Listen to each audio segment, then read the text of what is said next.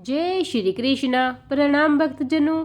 आज हम माघ मास महात्म्य के अध्याय 8 की कथा सुनेंगे। कल के अध्याय में हमने यह सुना था कि मृगशृंग मुनि ने किस प्रकार हाथी को अभयदान दिलवाया और उसे हाथी की योनि से मुक्त कराया। आज के अध्याय में हम यह जानेंगे कि किस प्रकार मृगशृंग मुनि ने कन्याओं को जीवित किया जो कि उस हाथी के द्वारा मारी गई थी। आइए हम कथा की शुरुआत करती हैं। मृगशृंग मुनि जी उन कन्याओं के लिए भगवान धर्मराज की आराधना करने लगी।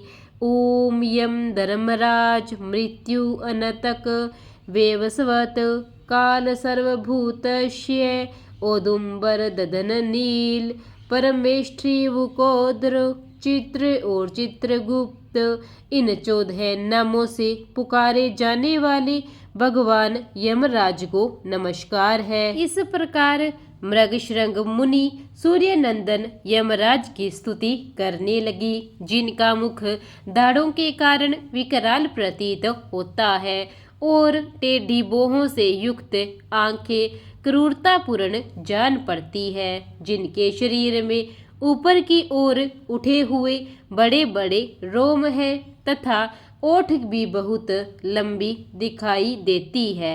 ऐसे आप यमराज को नमस्कार है। आपके अनेक भुजाएं हैं, अनंत नख है तथा कज्जलगिरी के समान काला शरीर और भयंकर रूप है। आपको नमस्कार है। भगवन, आपका वेश बड़ा भयानक है। आप पापियों को भय देते, काल दंड से धमकाते और सब प्रकार के अस्त्र शस्त्र धारण करते हैं। बहुत बड़ा भैंसा आपका वाहन है। आपके नेत्र दहकते हुए अंगारे के समान जान पड़ते हैं। आप महान हैं, मेरु पर्वत के समान आपका विशाल रूप है। आप लाल माला और वस्त्र धारण करती हैं। आपको नमस्कार है। कल्पांत के मेघों की भांति जिनकी गंभीर गर्जना और प्रलयकालीन वायु के समान प्रचंड वेग है, जो समुद्र को भी पी जाते हैं और संपूर्ण जगत को ग्रास बना लेते हैं, पर्वतों को भी चबा जाते हैं और मुख से आग उगलते हैं, उन भगवान यमराज को नमस्कार है। आप भयानक मारी और अत्यंत भयंकर महामारी के साथ रहते हैं। पापिष्ठों के लिए आपका ऐसा ही स्वरूप है। आपको बारंबार नमस्कार है। वास्तव में तो आपका मुख खिले हुए कमल के समान प्रसन्नता से पूर्ण है। आपके नेत्रों में करुणा भरी है। आप पितु स्वरूप है। आपको नमस्कार है।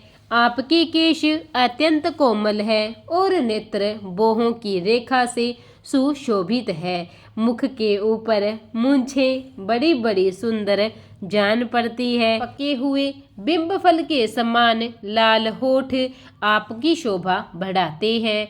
आप 2 भुजाओं से युक्त स्वर्ण के समान कांतिमान और सदा प्रसन्न रहने वाले हैं। आपको नमस्कार है।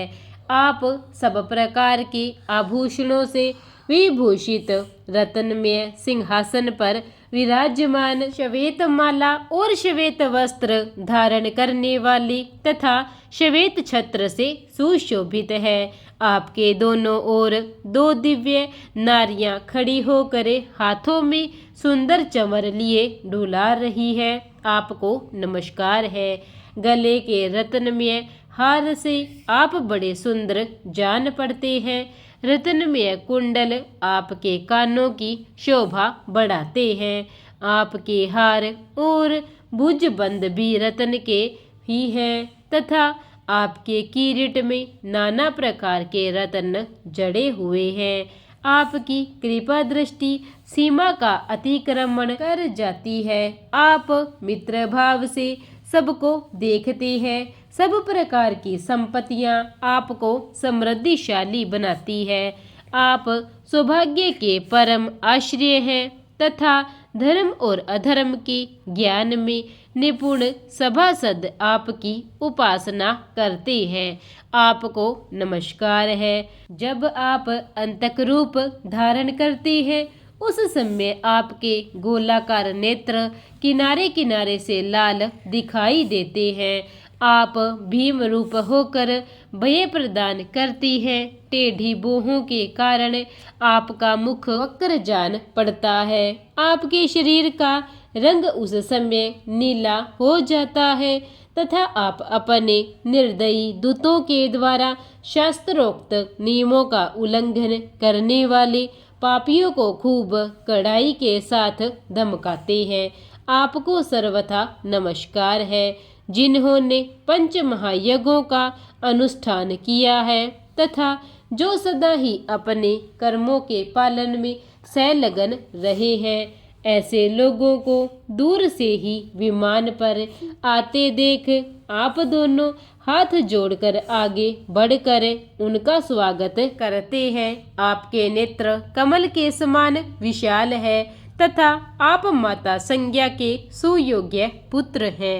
आपको मेरा प्रणाम है। जो संपूर्ण विश्व से उत्कृष्ट निर्मल विद्वान जगत के पालक ब्रह्मा विष्णु तथा शिव के प्रिय सबके शुभाशुभ कर्मों के उत्तम साक्षी तथा समस्त संसार को शरण देने वाले हैं, उन भगवान यम को नमस्कार है। वशिष्ठ जी कहते हैं, इस प्रकार स्तुति करके मृगशृंग ने उदारता और करुणा के भंडार तथा दक्षिण दिशा के स्वामी भगवान यम का ध्यान करते हुए उन्हें साष्टांग प्रणाम किया। इससे भगवान यम को बड़ी प्रसन्नता हुई। वे महान तेजस्वी रूप धारण किए मुनि के सामने प्रकट हुए। उस समय उनका मुख कमल प्रसन्नता से खिला हुआ था और किरीट हार केयूर तथा मणिमय कुंडल धारण करने वाले अनेक सेवक चारों ओर से उनकी सेवा में उपस्थित थे। यमराज ने कहा, मुनि, मैं तुम्हारे इस स्तोत्र से बहुत संतुष्ट हुआ हूँ और तुम्हें वर देने के लिए यहाँ आया हूँ। तुम मुझसे मनोवांछित वर मांगो, मैं तुम्हें अभीष्ट वस्तु प्रदान करूँगा। उनकी बात सुनकर मुनीश्वर मृगशृंग उठकर खड़े हो गए और यमराज को सामने उपस्थित देखकर उन्हें बड़ा विस्मय हुआ। उनके नेत्र प्रसन्नता से खिल उठे। कृतांत को पाकर उन्होंने अपने को सफल मनोरथ समझा और हाथ जोड़कर कहा, हे भगवान, इन कन्याओं को प्राणदान दीजिए। मैं आपसे बारंबार यही याचना करता हूँ। मुनि का कथन सुनकर धर्मराज ने अदृश्य रूप से उन ब्राह्मण कन्याओं को उनके शरीर में भेज दिया। फिर तो सोकर उठे हुए की भांति वे कन्याएं उठ खड़ी हुई। अपनी बालिकाओं को सचेत होते देखकर माताओं को बड़ा हर्ष हुआ। कन्याएं पहले की ही भांति अपना अपना वस्त्र पहनकर माताओं को बुलाकर उनके साथ अपने घर गई। वशिष्ठ जी कहते हैं, इस प्रकार विप्रवर मृगशृंग को वरदान देकर यम देवता अपने पार्षदों के साथ अंतर्ध्यान हो गए। इधर ब्राह्मण भी यमराज से वर पाकर बड़ी प्रसन्नता के साथ अपने आश्रम को लौट आए। जो मानव प्रतिदिन यमराज की इस स्तुति का पाठ करेगा उसे कभी यम यातना नहीं भोगनी पड़ेगी। उसके ऊपर यमराज प्रसन्न होंगे। उसकी संतति का कभी अपमृत्यु से प्रभाव न होगा। उसे इस लोक और परलोक में भी लक्ष्मी की प्राप्ति होगी तथा उसे कभी रोगों का शिकार नहीं होना पड़ेगा। इसी प्रकार माघ मास महात्म्य के अध्याय 8 का यहीं पर समापन होता है। प्रेम से बोलिए जय श्री कृष्णा। विष्णु महाराज की जय, यम देवता की जय। प्रिय भक्तजनों, अगर आपको मेरी यह कथा अच्छी लगी हो तो कथा को लाइक और चैनल को सब्सक्राइब जरूर करें। धन्यवाद।